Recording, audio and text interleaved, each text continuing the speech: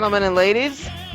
My name is Craig Legans with my able co-host Dan Calachico. This is a special edition of the Wrestling Historian. We've got a lot to cover because there have been a lot of great happenings in the last few weeks in professional wrestling history. I'm here to walk you through it, to walk you through a time when there was wrestling in all 50 states, when there were territories governed by different promoters, back when medical facilities were called hospitals, back when titles were called belts, and back when sports entertainment was professional wrestling. We're going to start all the way back September 17th, Dan, one of the most important dates in professional wrestling history. In Kansas City, Kansas, there was in a match, the main event, with special referee Lou Thesz. Dusty Rhodes lost the NWA Heavyweight Championship to Ric Flair in what would be Ric Flair's first ever title win. Ric Flair's his first title win, September 17th, 1981, in Kansas City, in what may have been the smallest ring in professional wrestling history, Dan. Listeners of HIAC Talk Radio right now, go to YouTube and watch the Ric Flair match with Dusty Rhodes, where he won his first NWA title, and let me know if that is indeed the smallest ring you've ever seen in your life. I don't know how they did it or what they did, but I've seen backyard wrestling shows with a bigger ring than the one I saw in Kansas City, September 17th, 1981. But that was Ric Flair's very first World Championship when he defeated Dusty Rhodes September 17th, 1981, making him a made man. Ric Flair has made no secret of the fact that he hates going to Kansas City, possibly because, well, in his words, there's no nightlife. After midnight, there's nothing to do in Kansas City. But I also think that the reason why he hates Kansas City, even though he won his first World Championship there, was the size of the ring. It was so freaking small. I can't emphasize that enough, how small that ring was. But September 17th, 1981, big day in history. September 17th, 1986, another big date in history for a different reason. No titles were won or lost on this date, but on this date, September 17th, 1986, at a WWF TV taping in Salisbury, Maryland, one of the most greatest combination of cosmic forces came together on this date, September 17th, 1986, a WWF TV taping in Salisbury, Maryland. It was someone's decision to make sure that the WWF commentating team was Gorilla Monsoon and Bobby Heenan. That was their first time together. And while there have been great duos, some say before or since then, JR and King, Jesse and Gorilla, but Bobby Heenan and Gorilla Monsoon, pound for pound, word for word, the best duo commentators in professional wrestling history. It's all well and good that King and Lawler get props. They're great. And any other combination were fine. No, they're not better than Bobby and Gorilla Monsoon. No, it's not a discussion I'm up for having because there's not really much to discuss. You could discuss who's number two. You could discuss exactly. You could discuss who comes in after Bobby Heenan and Gorilla Monsoon. Nothing brings me more joy. I was saying on the hockey podcast, I'll say it, and I don't watch wrestling or any sports with commentary on. I watch it on mute. I'm not interested in hearing commentary anymore. We could debate on how good wrestling used to be and is, or vice versa, or isn't, blah, blah, blah, blah, blah. I don't like most of the commentary. It's terrible. Nothing brings me more joy than going through the old shows, but specifically ones with Gorilla Monsoon and Bobby the Brain Heenan. There is not a close second. There's not. No. And they made so much magic together for such a long period of time, for a good 12 years. or 9 years before Bobby left to go to WCW. But his relationship with Gorilla never stopped, never ceased. One of the most endearing moments in wrestling history on TV when Bobby said goodbye to Gorilla when Bobby was in WCW and Gorilla, stayed with WWE. Even him leaving was a big blow for all of us, but for Bobby more especially because those two were synonymous. You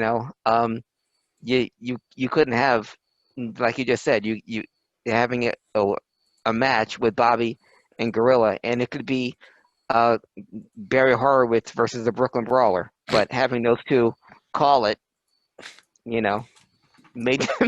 That was a very nice. But I could watch that match as long as Gorilla and Bobby were calling it. It Yeah, it didn't matter. It's what those guys did. you're They correct. made the magic, and Absolutely they correct. were they were put together for the first time September 17th, 1986. Also, September 17th, a big day in professional wrestling because of what it wrought. God, Can I just back up for just a second? Something sure. I just want to touch upon this for a second.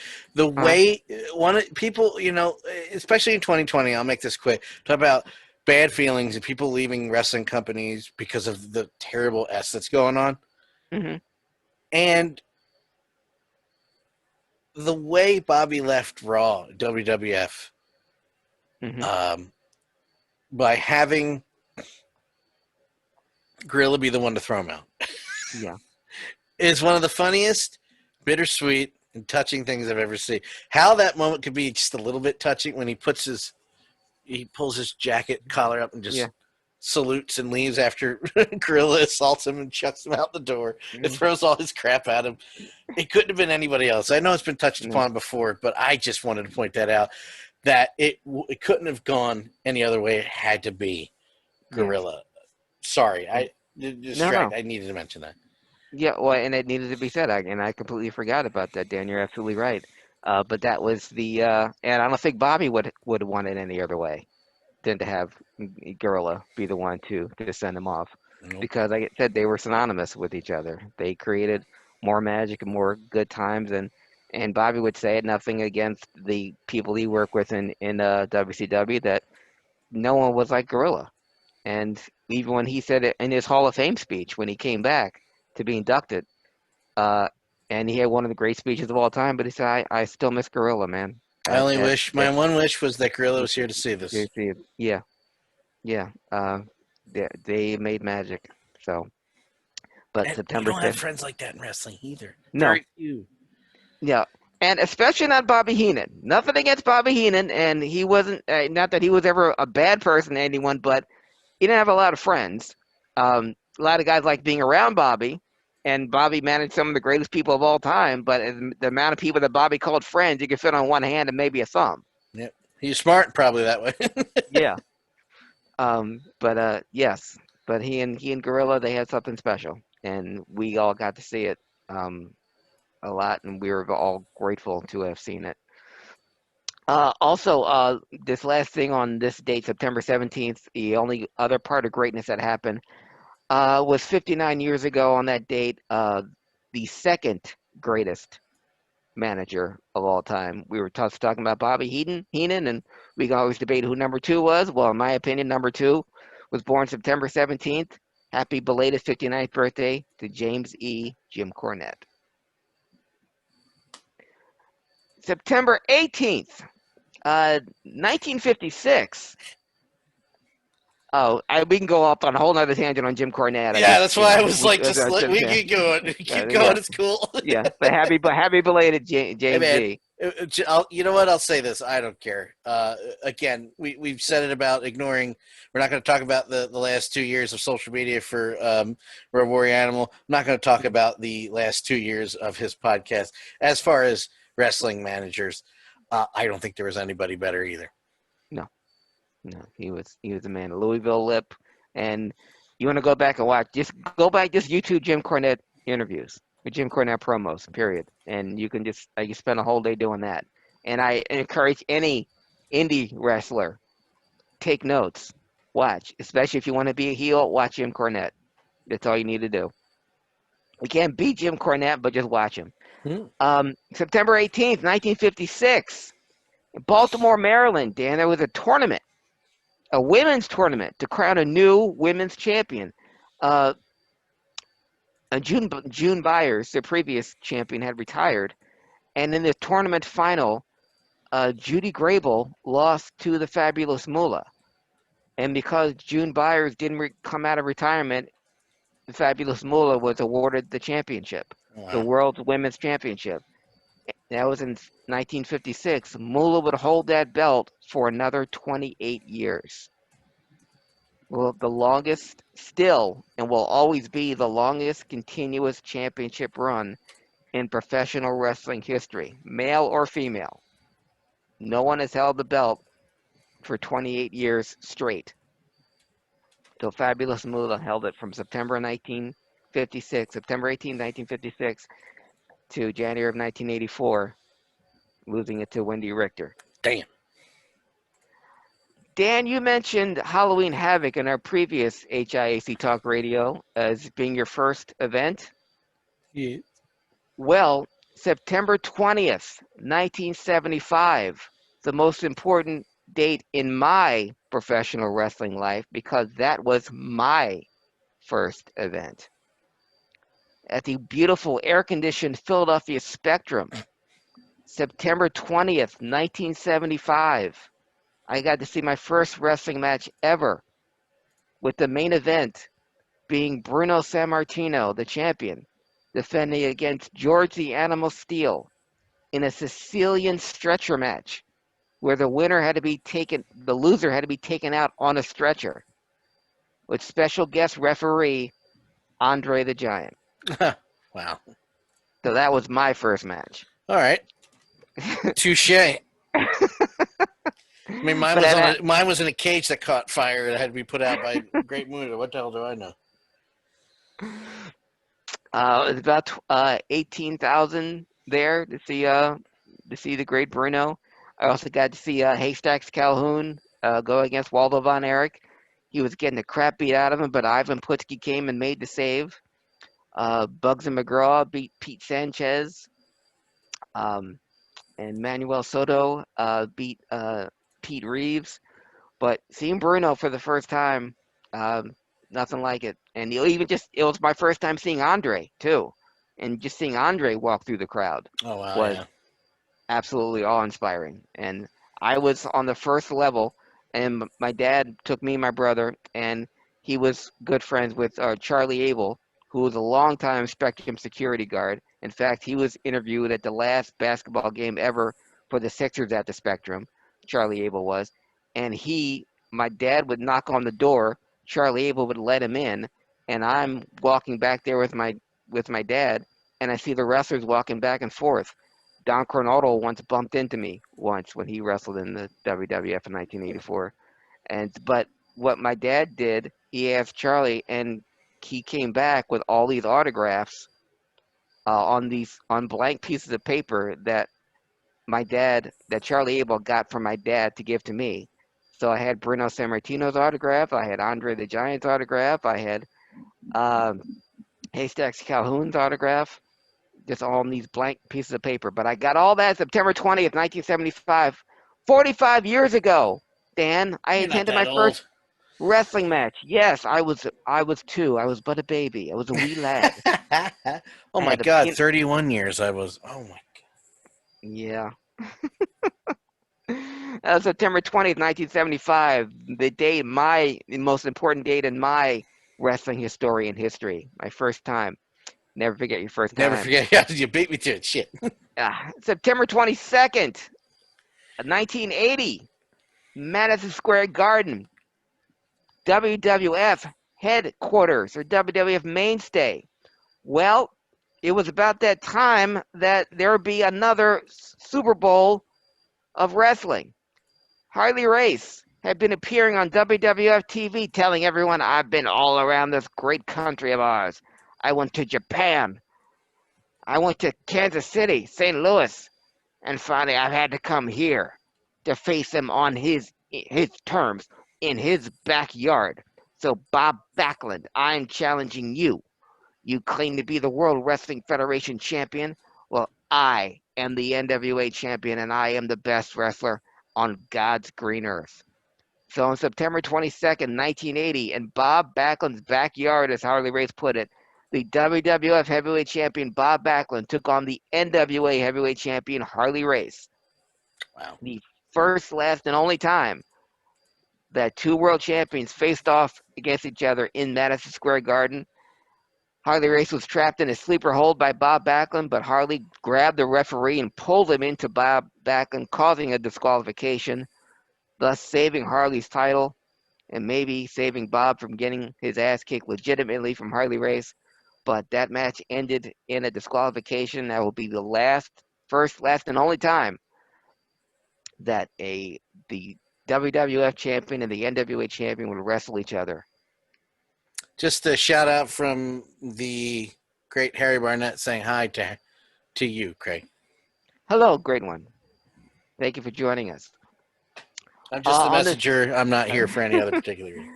On the same date, September 22nd, 1984, also at Madison Square Garden, two debuts.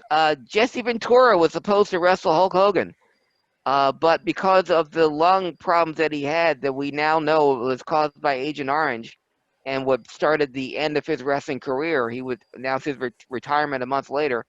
But substituting for him would be Big John Studd to face Hulk Hogan, and John Studd would be debuting his brand new manager, making his WWF debut, the aforementioned Bobby Heenan. Oh, geez, that's right. I forgot about that. Yeah, so Bobby Heenan's WWF debut took place September 22nd, 1984. One of, 40 people to leave AWA on a cold way because Vern wouldn't do business? Yeah, because Hogan. And the thing is, Dan, we talked in a previous HIAC Talk Radio, we were giving a tribute to Road Warrior Animal. The Road Warriors, after Hogan had left, it was the Road Warriors, when they became to the AWA, that rejuvenated the AWA. So they were selling out all the arenas that Hogan once did after he left a year prior. So had Vern knew how to do business, you not only would have Hogan as your AWA heavyweight champion, you would have the Road Warriors as your AWA tag team champions. You probably still And have you the would AWA. Yes, and you would have Maybe. nonstop sellouts, maybe, but you definitely would have two of the hottest acts in the business. Yeah. But yeah, that was started the mass exodus of the AWA going to the WWF. Bobby Heenan, first Hogan, and then Okerlund, and then Heenan. Next thing you know, Dave Schultz. Next thing you know, it's the Rockers, and it's Kurt Hennig, and yeah, and on it goes. September 23rd, 1987. Back to the WWF in beautiful Hershey, Pennsylvania for a special taping of Saturday night's main event. Debatable. But this would be the Saturday night's main event, highlighted by Randy Savage going up against the Intercontinental Champion Honky Tonk Man. Now, this was a heel versus heel match, but in the end, it would come out that the Hart Foundation would attack Randy Savage. Honky Tonk Man would get out his trusty guitar, not a gimmick guitar, by the way, actual real guitar, and bash it over the head of Randy Savage. Elizabeth would be knocked down, would run to the back, and with fans yelling, "Get Hogan! Get Hogan!" And Elizabeth would return with Hulk Hogan, and Hulk Hogan would go to the ring to help out Randy Savage. And at one point, that meant all four champions were in the ring at the same time, because Honky Tonk Man was the Intercontinental Champion, the Hart Foundation were the World Tag Team Champions, all managed by Jimmy Hart, and Hogan, the World Champion, came in to fight off the rest of them, and he and Randy Savage would make peace, shake hands in the middle of the ring, would set up the Mega Powers, set up an amazing run of business, and eventually making Savage the heavyweight champion after Hogan would leave. But Savage's face turn, what happened on this Saturday night's main event, taped September 23rd, would air later on in a couple of weeks. and to big fanfare. But I think I remember telling you about when this match was being talked about. Savage was supposed to win the title at this main event, and Honky Tonk Man said no. When Oh, all he, right. well, they were Honky Tonk Man. The way he tells it, he and Savage were invited over to Vince's house to talk about the ending to the Saturday Night's main event. Saturday Night's main event was doing great numbers, and when he got there, he and Savage were on a couch, and Vince was in a chair, and Savage and Vince just were speaking exclusively, talking about what they were going to do with the title and where they were going to go and what appearances they were going to make. And Wayne Ferris, a Honky Tonk Man, like, I might as well not have even been there because they weren't talking to me at all. They were already talking about what they were going to do with the title after uh, after I was going to do the job. And what Wayne Ferris always did, he didn't mind in house shows, tag team matches, he'd get pinned left and right. He never got pinned on TV. That was the one Sure, thing he yeah. wouldn't do, was not get pinned on TV. And to the point where he was so fed up with what was going on, it was him before Medusa, before Hall and Nash, that was talking about going to the NWA with the Intercontinental belt. Because he had talked to his friend Jim Cornette about how they were doing them up north and how he wasn't happy. And cooler heads prevailed, and Honky Tonk Wayne Ferris was able to convince them not to drop the belt, but at the same time put Savage over, which is what they did, and which was turned out best for business. Savage was so popular and so over, he didn't need a belt, and he would go on to be the world champion in that great run, thanks to Hogan. But thanks to that face turn that happened September 23rd, 1987, and we always talk about great champions. When you talk about Intercontinental champion Randy Savage, his name is up there, but only held it once, Wow. and that was it. Uh, September 23rd, 1994, another great day in wrestling. Well, depending on who you ask.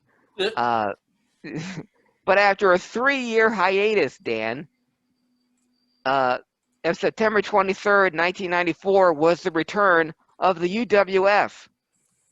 The MGM Grand in Vegas would be the site of the return of Herb Abrams and his special boots that he promised would shock the world. And it's been made famous in the Dark Side of the Ring documentary. I But would have made him eat those shoes if I was any one of those wrestlers. That's it? Come here. he had the great blackjack mulligan on color commentary. And you're going to talk about matches that were bad. I know we talked about on our previous HIAC episode, Hogan and Warrior 2. Nothing like Cactus Jack versus Jimmy Snuka, the double countout bout at the UWF, this UWF show at the MGM Grand in Vegas that did next to no business, not as far as live crowd and certainly not in pay-per-view numbers, but I had to include the return of Herb Abrams because he's such a colorful character. But September 23rd, 1994 would That's a be good his word last. for it. Yeah, Yeah. would be his last pay-per-view. September 24th, happy belated 44th birthday to the Billion Dollar Princess, Stephanie McMahon. Uh, September 26th, 1977, big day. Even Vince McMahon says, oh, I'll never forget that night. He talks about it glowingly. We're going to go back to Madison Square Garden, Dan. 26,125 in attendance. That includes the more than 2,000 that were next door that couldn't get into a sold-out Madison Square Garden. They sold out the Felt Forum, where you can watch Madison Square Garden shows on closed-circuit TV. Wow. To see the main event coming all the way up from Florida. The American Dream, Dusty Rhodes, taking on the World Wrestling Federation champion superstar Billy Graham. You watch Wow. this match on WWE Network. I'll watch it just for the hell of it, just because I remember reading about it in the After magazines. The pictures were glorious. and the buzz with Dusty Rhodes coming into Madison Square Garden to fight superstar Billy Graham. The crowd when he comes out, and to hear Vince McMahon on commentary, and there's a dream! The American dream, Dusty Rhodes is here! And he came with his long flowing robe. He did his alley shuffle. Crowd went nuts. Superstar comes out. Crowd still going nuts. Those two guys put on a show that would be tame by today's standards. But seeing those two in the ring together and just to hear Vince talk about it in such glowing terms, that was a highlight of professional wrestling for me as a Ute, and for just wrestling in general. But all thanks to Eddie Graham for having a handshake deal with Vince and exchanging talent. Dusty was being seen on Championship Wrestling from Florida here in the Northeast, so you were already familiar with him. So by the time he came to Madison Square Garden, he had only wrestled a few matches on WWF TV, but the place was sold out, 26,125 to see this guy that only seen wrestle on TV. But the draw of Dusty Rhodes, talking about what he's going to do to Superstar. Once I get my hands on you, I'm going to play dog on you. I'm just going to wait till you walk by and it's going to pounce. And see all the peoples, baby. That's what I'm talking about. Because, see, I wined and dined with kings and queens, and I slept on alleys and eating pork and beans. Ain't nothing wrong with eating pork and beans. Everybody out here is eating some pork and beans. But the dream telling you right now. I know what it's like. Just because I drive a big car now don't make me bad, Jack. And the interviews that he had leading up to this. But anyway, September 26, 1977, big day. Dusty versus Superstar, sold out Madison Square Garden. Just one of my favorite memories in professional wrestling history. September 28th, the very next day, 1985. We're talking about territories coming together and how it doesn't happen anymore. September 28th, 1985, Comiskey Park in Chicago, home of the White Sox, the AWA Super Clash.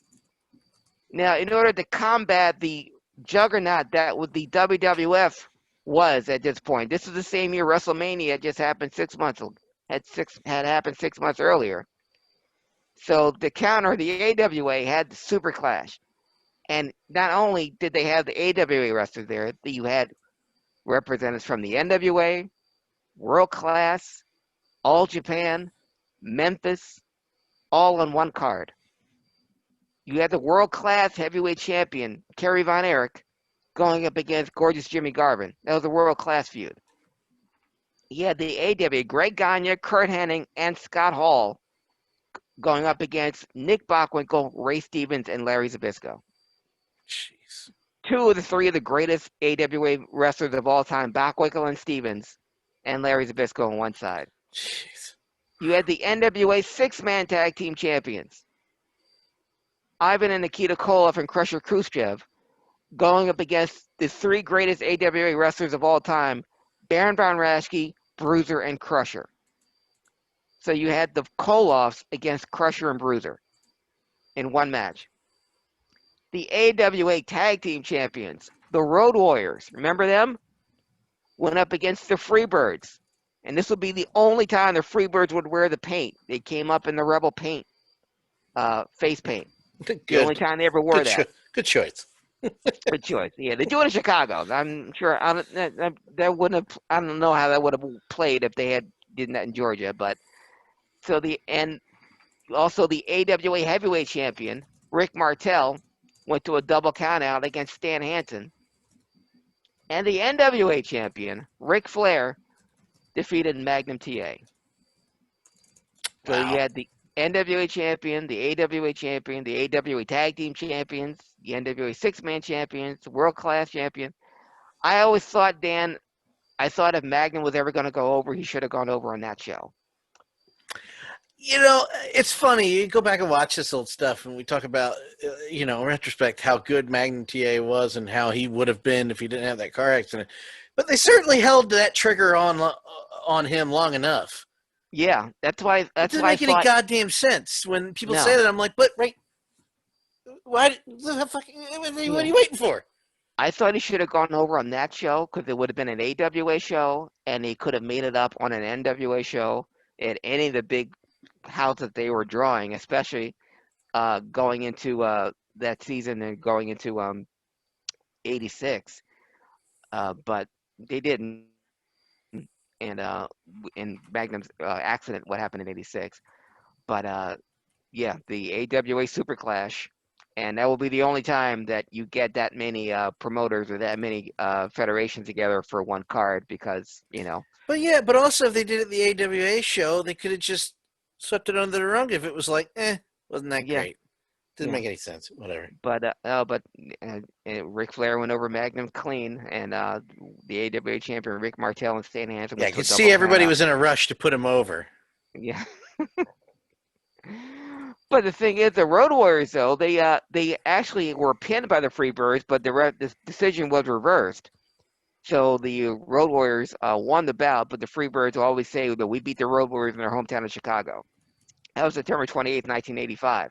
The very next night, Dan, September 29th, in St. Paul, Minnesota, the Road Warriors actually lose the AWA Tag Team titles to Jimmy Garvin and Steve Regal with help from Michael Hayes of the Freebirds.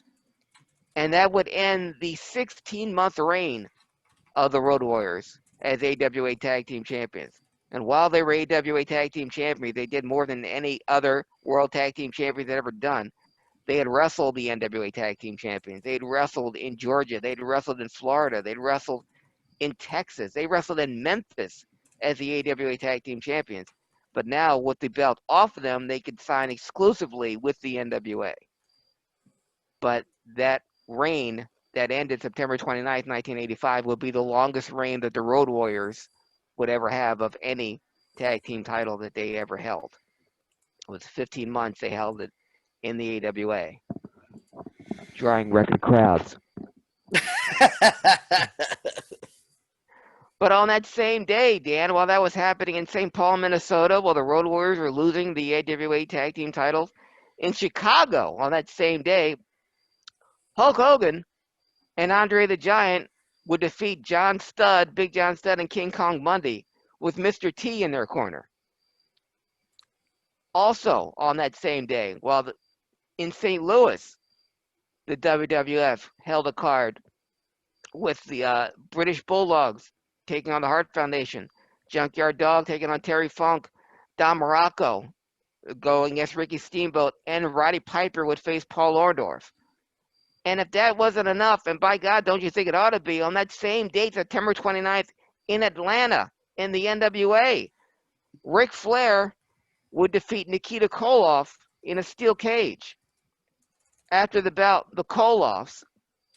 Now remember, the Koloffs were just in the AWA the night before in Comiskey Park in Chicago.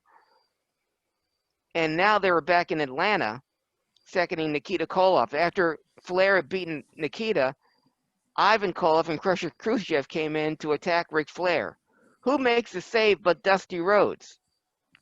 Dusty Rhodes comes in, drives off the Russians with some help from Ric Flair, and you would think Rick would be appreciative. No, of course No, not. No. because then come Ole and Arn Anderson, and they attack Dusty Rhodes.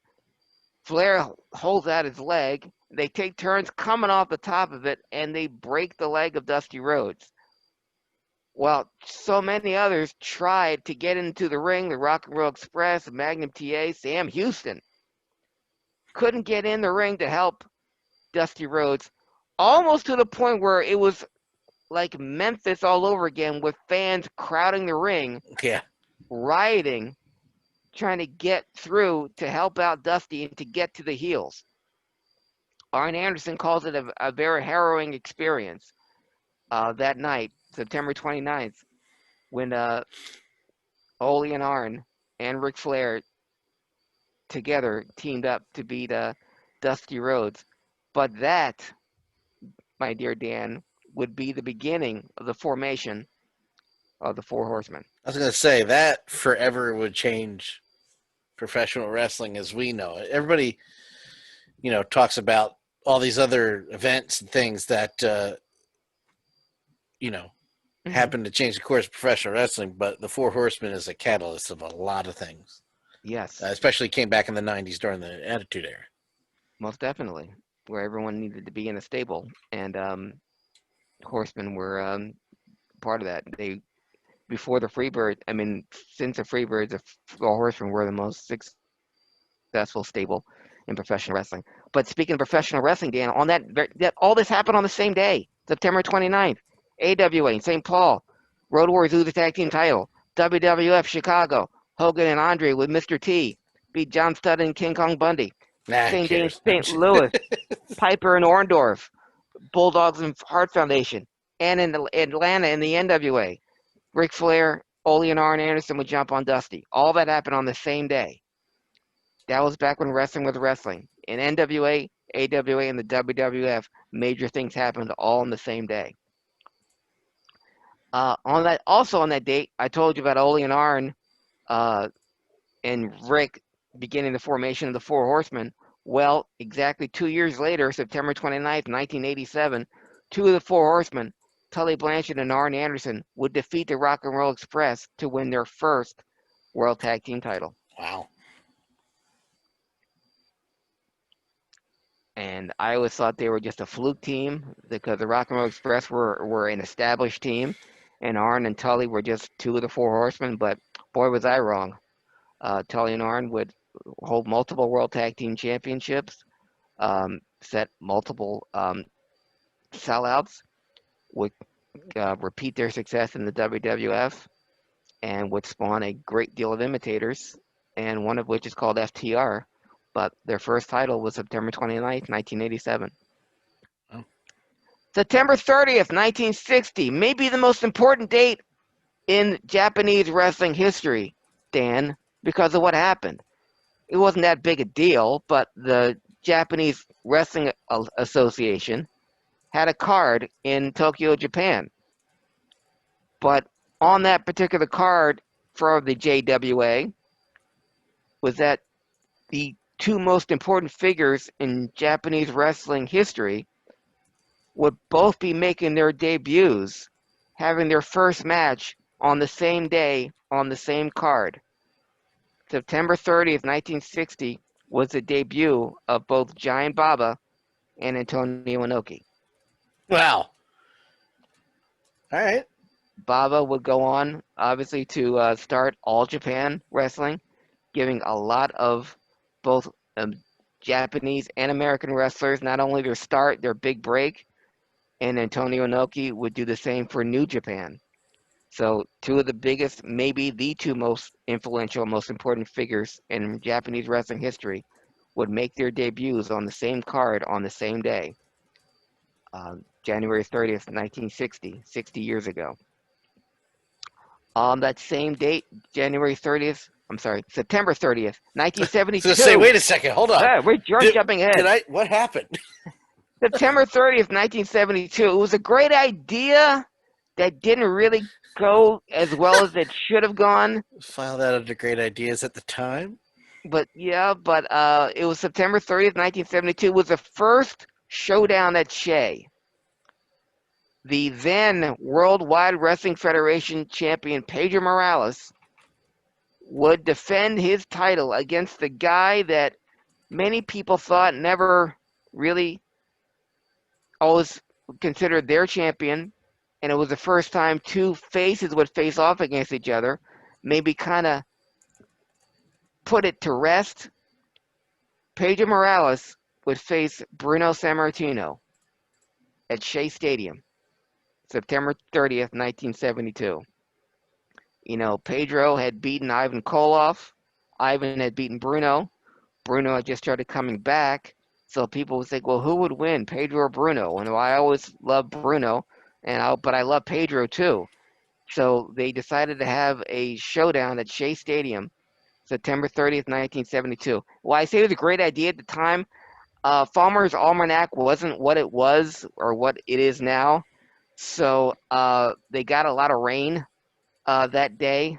So they ended up drawing as many people as they would draw if they had the match in Madison Square Garden. They had about 22,508 fans, which is nothing to sneeze at. But considering Shea Stadium holds 60,000, it looks kind of sparse. And because of the rain, it kept folks out. Anyway, Pedro Morales and Bruno Sammartino went to a 75-minute draw. And that would be the first showdown at Shea. There have only been 3, Pedro versus Bruno. And the second one would be Bruno versus Stan Hansen, his first match after his broken neck.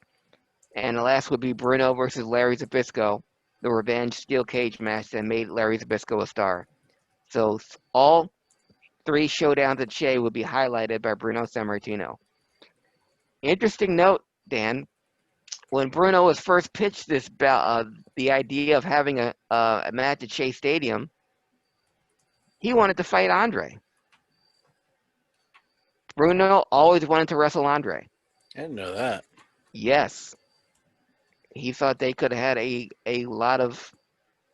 He thought they could have done a program together, but back then, a face wrestling a face was a special attraction. Oh yeah, I was gonna say they couldn't have done it because they're both shit. Yeah, and you have 2 of your biggest money makers at the time. Boo. But, yeah, but Bruno had made no secret that he always wanted to fight to face Andre. He said that was the one opponent that he wished he could have gotten in the ring with. Wow. That would have been interesting, huh? Yeah, that would have been the first time Andre would have been slammed. Wow. Like I couldn't even imagine what they would do. Wow. He had an idea. October 3rd. I mentioned earlier in this very wrestling story and broadcast that the Saturday night's main event that featured Randy Savage and the Honky Tonk Man, with the Savage face turn and Hulk Hogan helping out and the guitar shot and Elizabeth and blah, blah, blah. Well, it aired October 3rd, and it did a 9.7 rating. Wow. Yes. 9.7. Meanwhile, Brian Alvarez are tweeting, they did 2 million. Hey. Good job. That was October 3rd, 1987. October 5th, 1985, another Saturday night's main event. It was a weak card to me. Hogan defeated Nikolai Volkov in a flag match. Piper and Orndorff went to a double countout, and King Kong Bundy and Big John Studd, there's that team again, beat Andre the Giant and Tony Atlas after Hogan made the save. But the big news of that particular Saturday night's main event was, of course, the wedding of Uncle Elmer. Sure. It was a legitimate wedding too. They were married on live TV, the priest and everything. So that wasn't an angle. They were legitimately married. Amazing. And at the end, Jesse Ventura's face went to the wedding cake. Ha ha ha! Holds for laughter. And but that did an 8.3 rating. That was October 5th. You know what I'm gonna do from now on, buddy? What are you gonna do from now on? Okay, so I just looked up Uncle Elmer, Stanley Frazier. Yes. And I always, everybody's like, happy on my birthday on August 16th. Happy birthday, Dan. Happy birthday. And I'm like, yeah, great. Well, who do you share a birthday with? I'm like, well, Madonna, but also Elvis died on this day. From now on, I'm going to say that I share a birthday with Uncle Elmer and have them stare at me while I go, who the hell is that? Just say, I mean Plowboy Frazier. Plowboy Frazier. Excuse me. Or if you were going to, Kamala too, okay? That'd make it easier for you. Here's the other cool thing about the funny thing about it. He was born in Philadelphia, Mississippi. Yeah. Well, that's how he would when he came to the Spectrum, Dan. That's how he was announced. From Philadelphia, Mississippi. Oh, you son of a bitch. Yeah. Good stuff. Good stuff. But yeah, October 5th, the wedding of the late great Stan Plowboy Frazier. October 5th, Plowboy. So yeah. Awesome. Such a name. Yeah. And he wrestled. Well, he that whole gimmick he wrestled in before, and he was also Kamala too. And Jerry Lawler had him as Kamala too at one point. Even had him as the Lone Ranger. Just had him, big Plowboy Frazier, 7 feet, 500 pounds with the mask on, and he was the Lone Ranger. But anyway, October 5th. not a good day in professional wrestling. Not just because Uncle Elmer got married on that day, but it was also the day. God, I can't believe it's been 23 years ago, Dan. October 5th, 1997, we lost Brian Pillman. Oh God. Um, the morning of the Bad Blood pay-per-view, he was found in his hotel room in Bloomington, Minnesota. Uh, Credit to Jerry Lawler and JR, who we talked about earlier, because they had to break the news and they had to go on with the show, as it were, Yeah. and informing the Yeah. fans Vince that, Vince stopping the show for death. yeah. Uh, but unlike Owen, this happened that morning, Oh and sure, I know, I know. Brian was supposed to be in the match with Mick Foley with Mankind later that night in the Bad Blood pay-per-view, and that was changed up at the last minute. But Jerry Lawler and King had to break it to the fans that Brian Pillman had died that morning. But the thing is that Bad Blood pay-per-view was also a great pay-per-view, if not for the main event. That was the Undertaker Shawn Michaels Hell in a Cell match that did great for those guys, and it was also the debut of Kane. So all that took place that same day. Glenn Jacobs coming in, ripping the door off the cage and confronting the Undertaker. And Vince McMahon's called, "That's Kane! That's got," no, I'm sorry, JR, "That's Kane! That's gotta be Kane!" That's gotta be Kane. Yeah. But that was October 5th, 1997. 2 years later, and I said Dark Day in Professional Wrestling, October 5th, 1999, at a TV taping in Nassau Coliseum in Long Island. That was the match, the bout, the match, the The bout. Bouch. Finally, Um, finally, Craig gets one. Finally. It's not just me that can't speak English. that's one for me and 37,000 for Dan. God damn it.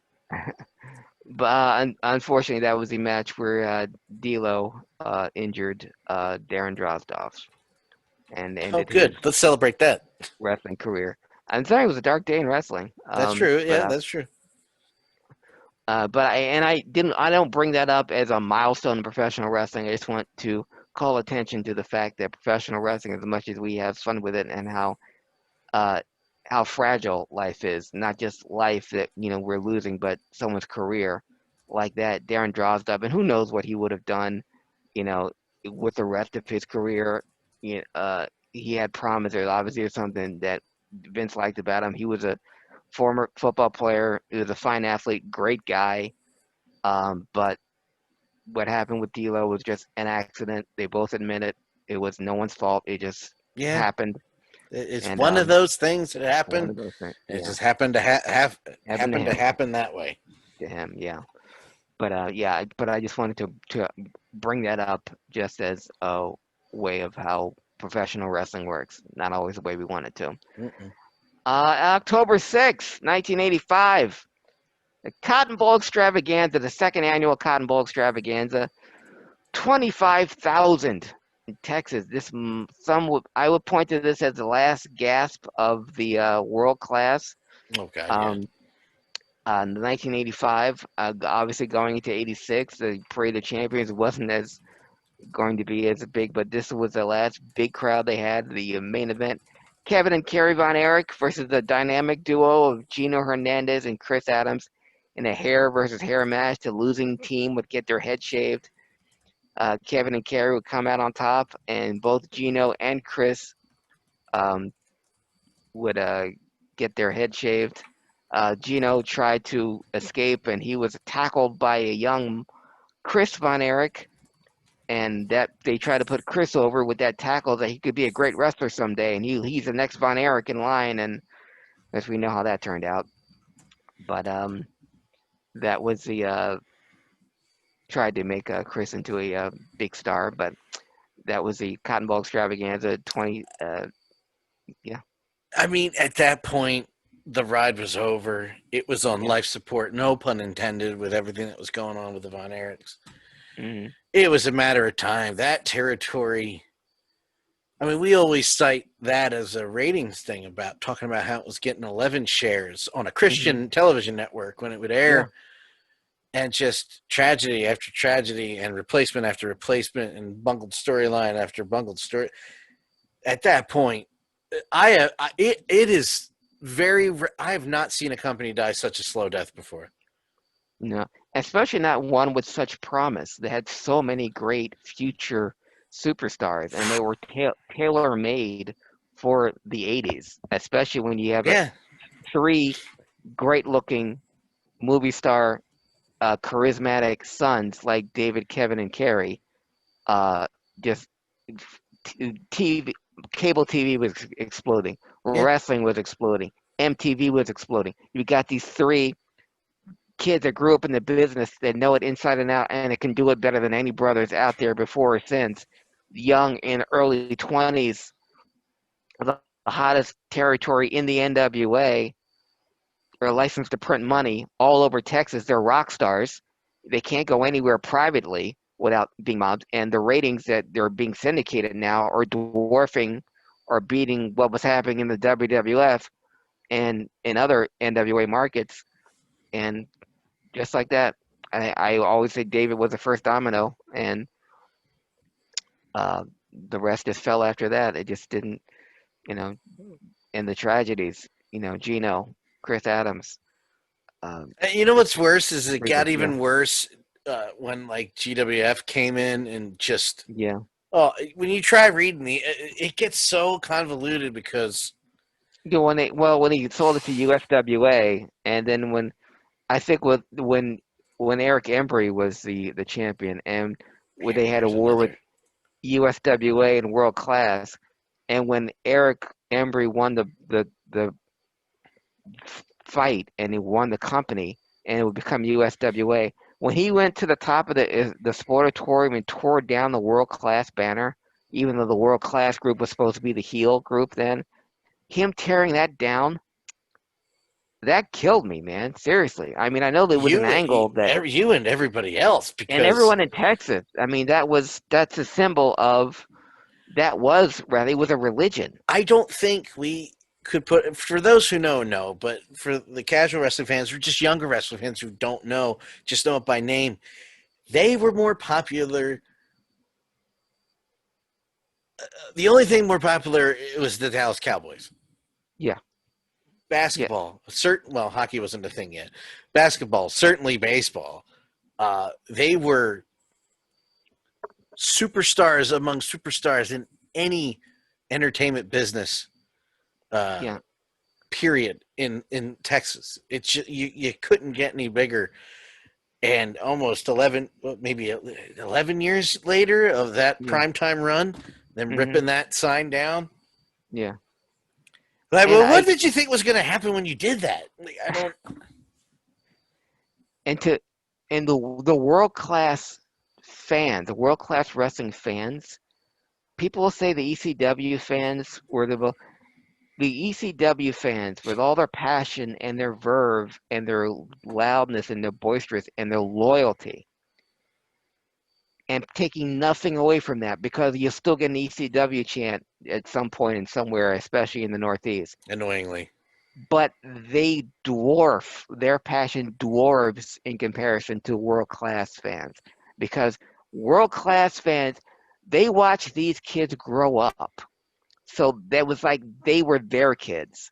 So seeing the Von Erichs on TV, and they knew about them just from the local newspapers. Anytime they did anything in high school, in track, Kerry was the number one discus thrower in the United States. He was going to the Olympics in 1980 had we not boycotted. David was an all-state basketball star. Kevin was an all-state track star. So they knew everything they did was in the local paper. So when they wrestled on TV or just when they had house show bouts in and around Texas, it would be on the sports page the next day. So these kids, the Von Erichs and world class in general, was a religion, Yeah. okay, to fans in wrestling. It was, and if you want to be a heel, you insult the Cowboys. I mean, that's what Jerry Lawler said when he first came to wrestle in Texas. Hey, I just got an announcement. The mom who left their 11 kids in Dallas and Irving Field. The Giants are beating them 13-0. Uh, Listen, Fuck the Cowboys. even Vince Russo, Mhm. got a good line in Dallas on a Nitro about the Cowboys when the Eagles beat them. What was it, 31-14 or something, Yeah. or 41-14? Mhm. And he goes, I forget the beginning of the line. He goes, "That's it. I'm ready to go. Not not like your No, Dallas the Cowboys. Cowboys yesterday. I mean, is that embarrassing or what?" It was, That was bah! good. Pow! How dare you? Yeah. Yeah. But on the other side, that's why Kevin and Von Erich and I hooked up on Twitter, because I made the joke a couple of years ago, which is not so funny now because they were in the Stanley Cup final, about Mhm. the lack of Dallas Stars fans in the arena. I said there's more people at the Sportatorium on a Friday night than there is at this hockey game right At the now. game. And he messaged me, good one. They So showed that to me. That's so awesome. passionate's not the word for Dallas wrestling fans, is what I'm trying to say. No, no. And what happened on May World 6, class, 19 excuse me. yeah, and what happened on May 6, 1984 at Texas Stadium when Kerry beat Rick was such a culmination of so many hopes and dreams. It was big, and Ric Flair will tell you that too. That anytime he had to go to Texas, and he spent every Christmas in Texas because that's when World Class had their Christmas extravaganza. He'd know he had to wrestle Von Erich in Reunion Arena because the World Class Sportatorium was too small, and it was at the Reunion Arena Christmas Day, 1982, the beginning of the Freebird Von Erich feud, and the most imitated spot in wrestling history, the cage door across the head. It started Christmas '82, but it happened in World Class, and yeah, it's something to behold. But the Cotton Bowl extravaganza, October 6, 1985, did 25,121 to the Cotton Bowl, and that was their last, big show. I want to say one more thing about we lost Brian Pillman 23 years ago. Uh, we didn't talk. We just glossed over that we lost him, and I went right into the paper. But this guy had a career that I think. Let's just put it this way: had he been around for another 20 years, Yeah. he would have eclipsed a lot of the guys that we talked about right now, as far as longevity and what Hmm. he did. Yeah. He did so much in that little time. Hmm. It's, well, he might have gotten worse as he. No, No. no. There's no way. I'll die on that hill. Brian Pillman would have been on a Mount Rushmore list. He still is, but nobody would have been able to argue it another 20 years in this business. I mean, oh my He was, God. and you saw what WCW did with him, Dan. It's before the accident. He would be hot, and then they would take it away from him. He'd get a Because they're big idiots. push, and then he'd be invisible. But he'd always find his way back up. Flair loved him. Flair wanted to work with him. The one Sunday night match they had got the biggest ratings that WCW had in 3 years. It was a 1 hour match, and then it was nothing, and then no more. Um, Yeah. the guys loved him because he was a guy that everyone got along with. He loved to rib. He loved to joke around, but also they knew not to mess with him because Brian Pillman, uh, even though he didn't have the wrestling background, he was a legitimate tough guy. He was a walk-on Cincinnati Bengals. He walked on to Ohio State University. He wasn't drafted. He walked on Yeah. and he got on the team. Yeah. Here I It's am. freaking tough. Yes. So also, even if he was a good guy, but he was also a guy that if it came down to it, if it came down to a shoot, he could probably kick the ass of most of the guys back there. Okay, they like you I knew mean, not to mess with him. a lot of people thought he was nuts.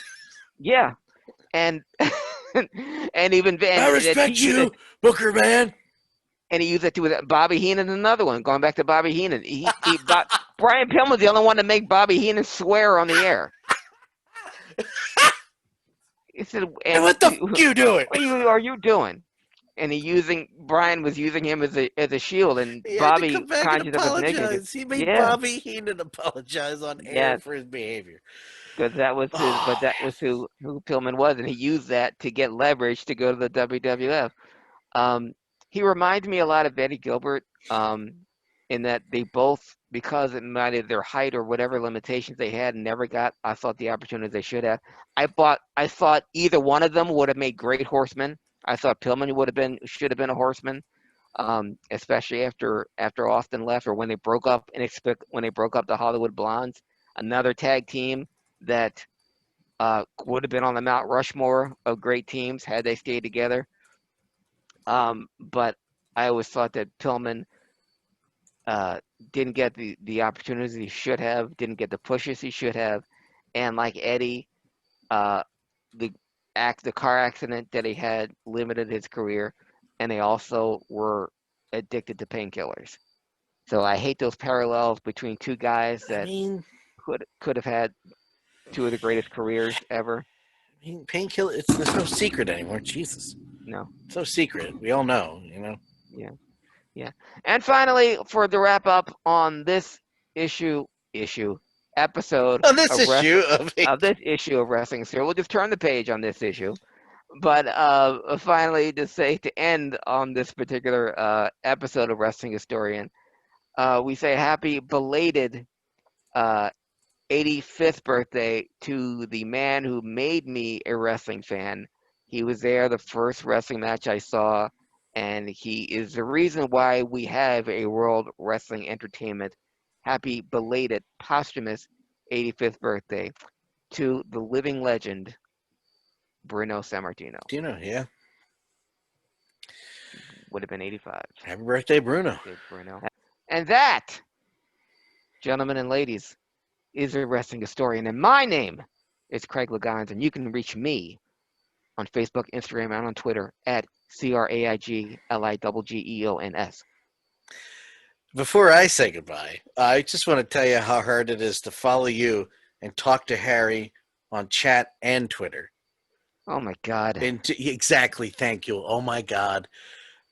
Why shouldn't I be talking about my vision? Because your brain is what makes the decision after you see it with your eyes, you stupid idiot. Follow me on Twitter and watch me argue with this schmuck at DanLaw83. VOCNation.com is where you can find. You've only got one attention span, Dan. How did he expect to? I don't know. I have one thing. You went to both, idiot. Yes, that's what I said, Harry. Oh my God. Oh my God. Harry, that's what I just said. You schmuck. Evil mutant. You goddamn pain in my ass. And my auto mod wouldn't allow the word idiot to go through, which is even funnier. VOCNation.com. Yeah, one attention fan. You're generous, Craig.